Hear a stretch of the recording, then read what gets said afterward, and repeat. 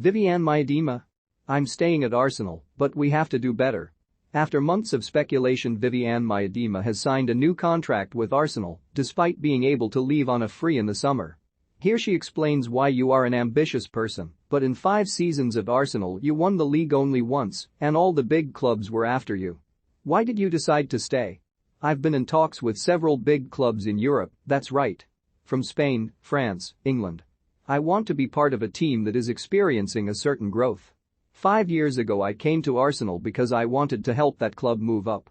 Once we won the league, and in the past few years we have been close. Last season we were in the running until the last day, but Chelsea won it in the end. I said to Arsenal that we have to develop further and really have to win titles. If not, I'll have to take another step. I will be 26 in a year, so there are still many opportunities. But my focus is now completely on Arsenal.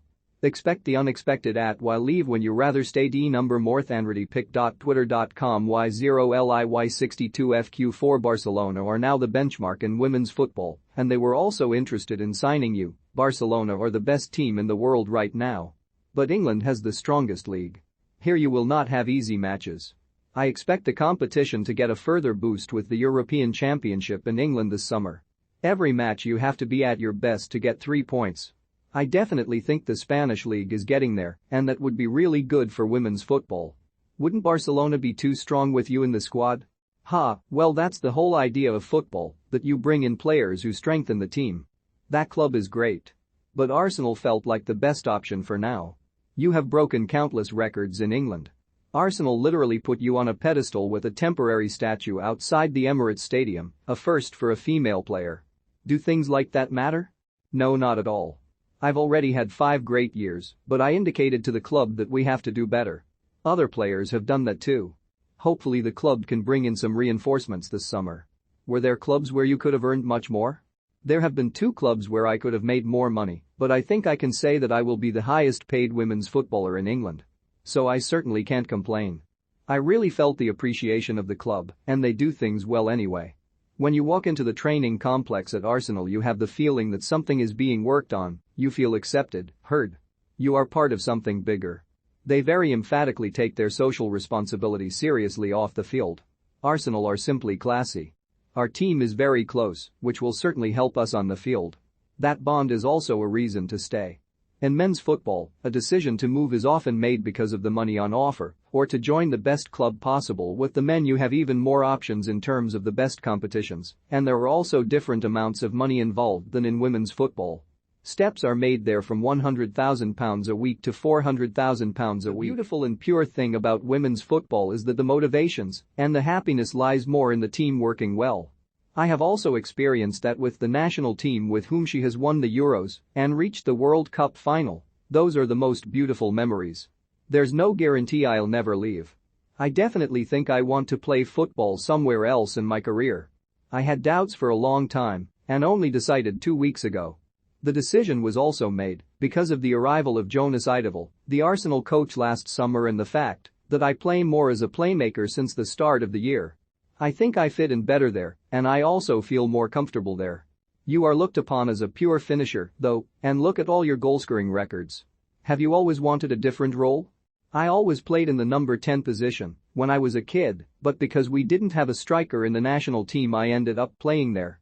And when you score that many goals you know you are not going to change position again. I think I can contribute even more in the number 10 position, and so far it hasn't had an effect on the number of goals I have scored either. Now I have more freedom and I can show more of myself. In the past I was often an island on my own up front. Now I am a connecting player and much more involved in the game. Has London become home for you?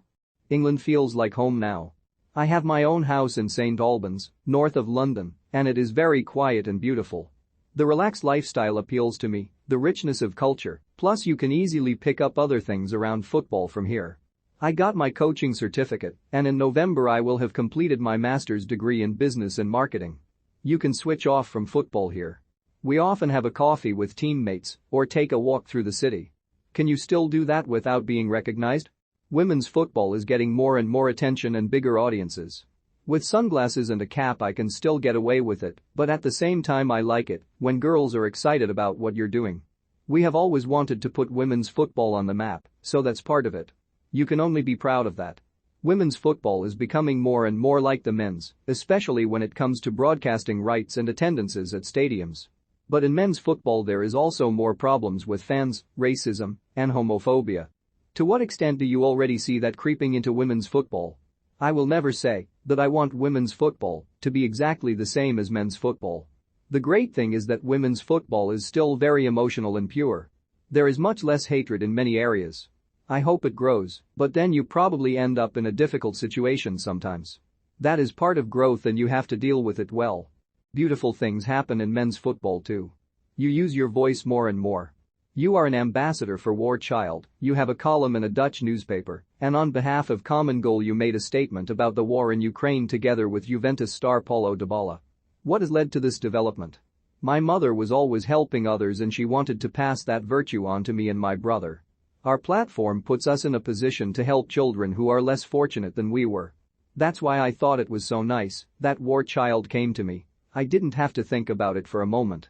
I also want to show children that you can do more than one thing, more than just being a footballer. I follow everything closely on the news. If you're in a position to speak up, to raise issues, I think you should.